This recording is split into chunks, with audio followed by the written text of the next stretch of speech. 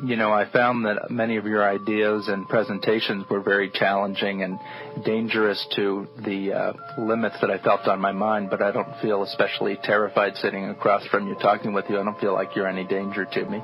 No, I'm a nice man. That's part of the strategy. I'm the doorkeeper to deep, dark water that everybody explores on their own. I am not a guru. I have no particular axe of my own to grind, or at least not with great vigor. The point to be made here is that psychedelics are not an ideology or a position. They are an experience, and an experience is something that we have very intimately ourselves. So it's not something you can teach people or draw too many general conclusions from. It's an experience, but it's an experience that I feel people should have. And when I see a political system or a set of cultural values that are denying people this experience, then I feel like some kind of human rights abuse is taking place. The tension between so-called straight culture and psychedelic culture is a tension over values. Psychedelics challenge the assumptions of any cultural or political system, and that makes them dangerous to every cultural and political system.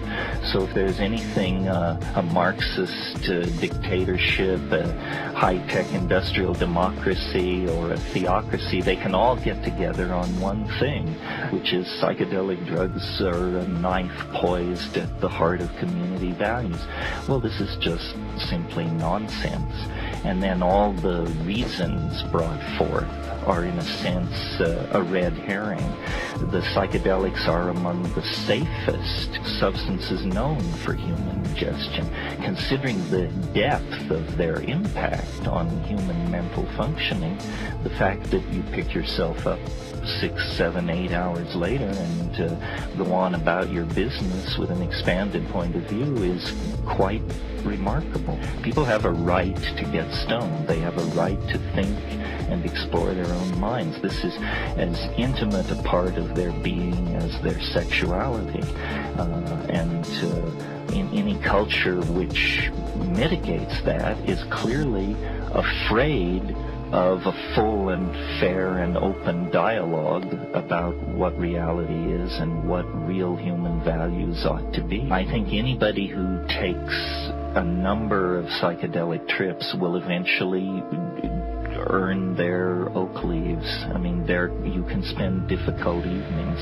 People who dismiss this as recreational drugs or hedonism or escapism absolutely do not know what they're talking about. This can be very challenging and difficult work. That's the ocean kayaking metaphor is more appropriate. I don't think meditation and yoga are the same enterprise as taking psychedelics. They are often sold as the same enterprise, but in fact nobody goes to the ashram with their knees knocking in terror over what is about to sweep over them.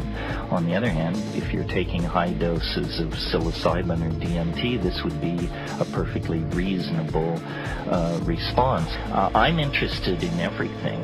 To my mind, the psychedelic agenda means visiting the most remote parts of the world, reading the most forgotten and obscure literatures, and having the most extreme experiences that one can enjoy safely.